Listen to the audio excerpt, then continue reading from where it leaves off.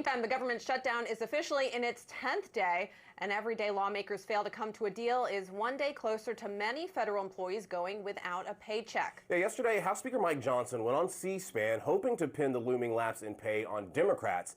He was taking live calls when he was confronted by a military spouse from Virginia who was clearly upset about her family potentially missing out on a paycheck. Let's watch. As a Republican, I'm very disappointed in my party, and I'm very disappointed in you because you do have the power to call the House back. You did that, or you refused to do that just for a show. I am begging you to pass this legislation. My kids could die.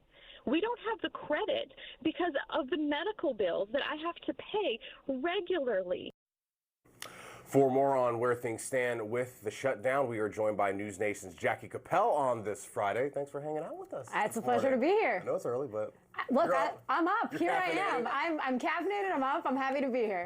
You're on the Hill a lot. Where do things stand right now? What are you hearing?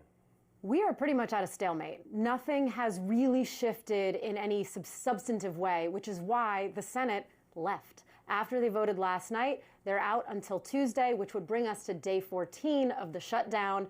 But both sides are really dug in, and almost more so than at the beginning of the shutdown. Both parties believe that they have the leverage, and they're continuing to move forward as such. There has been very little movement.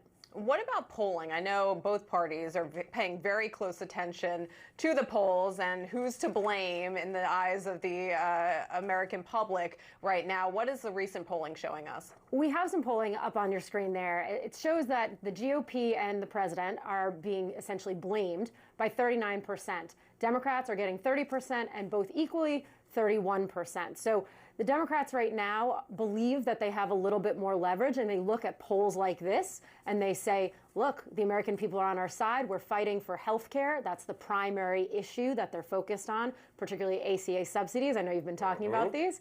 And because of that, they say we're going to stand our ground. Republicans, however, believe that ultimately the American people will be on their side and say, open up the government, and then we can have all of these negotiations, but that it's the Democrats that are really holding up legislation. The numbers, at least from this poll, may be in the Democrats' favor, but it is getting them into a little bit of trouble because we had Senate Minority Leader Chuck Schumer yesterday telling reporters that based on this polling, every day gets better for us, which is not something federal employees, federal contractors want to hear when they're looking at missing paychecks. Here's what a majority whip in the Senate, John Barrasso, had to say about Chuck Schumer's comments. So he thinks the Democrats have momentum. His statement is, every day gets better for us. Who does he mean by us? Not the military who's not getting paid, not the Border Patrol that's not getting paid, not the air traffic controllers who aren't getting paid. Who is us? He's playing a game. Jackie, before the show, we were talking about the longer this thing goes, the more opportunities you have for lawmakers to make those unwanted gaffes. Absolutely. And I think that that's one of the concerns that leadership has, right, is that the more time passes, the more issues come up, the more frustrated the American people get, and quite frankly, the more frustrated these legislators get. You saw some effectively skirmishes this week where people were tense. And when I say people, I mean the elected officials. They were confronting one another, and you're really seeing why the frustration is ratcheting up, and the more people don't get their paychecks, particularly the military, the more there's going to be pressure, perhaps on all sides, to get this going. And the Senate skipped town. They're out of here until Tuesday, so where does that leave things for now?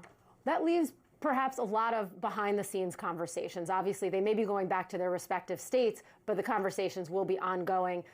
Susan Collins, who I spoke with, she has a 6-point plan. She said, I'm not going to, litigate this in the media, but that she's presented to leadership, to the Republican leadership, to say, look, this is a way we can get back, and it has to do a lot with the ACA subsidies. Will Democrats get on board, though? That's a big chance. And I understand you spoke to Senator Elisa Slotkin about this issue. Absolutely. That and on military pay as well. And I think we have some sound from her. I mean, I've said I'm willing to consider it. Again, I'm actually willing to consider a heck of a lot on getting through the shutdown. We just got to be in the same room to talk about it. And so I'm open to a lot of things. I don't think they left town altogether, so they're not. No, but you are hearing everyone, both parties, saying we really have to get talking. The problem is that they're both blaming the other side for the lack of communication. Yeah, tell us a little bit about that blame game. It's certainly not atypical in Washington to be blaming the other side, but how are they going about it this time around? Well, you have the Republicans who say, look, Democrats have voted for a clean continuing resolution, keeping funding levels at their current level 13 times under President Biden. They say this should be no different. Democrats, on the other hand, say this is different because of Obamacare, specifically Obamacare subsidies, the ACA, and that people are getting these premium notifications saying your premiums are going to increase. They say by perhaps 2, even 3 times, amounts of money that will really change what people can do in their budgets. And so Democrats say, we have to deal with this now. We have to put this at the forefront because otherwise the American people are going to suffer. Both parties saying the American people are going to suffer. So you mentioned that 6-point plan from Susan Collins. We know John Thune is perhaps considering full-year appropriations bills, bringing those to the floor, which would kind of open the government piecemeal. But rubber's about to be thrown. You mentioned the military paychecks. We know October 10th through the 15th. Some federal agency workers may not be getting, or we're getting partial paychecks. And then the 24th to 28th, that's when they really start to miss those first big paychecks, which hopefully will be done by then. But at this point, who knows? Who knows? Where we go. Who knows? TBD. Yeah, Jackie Capel, thank you so much.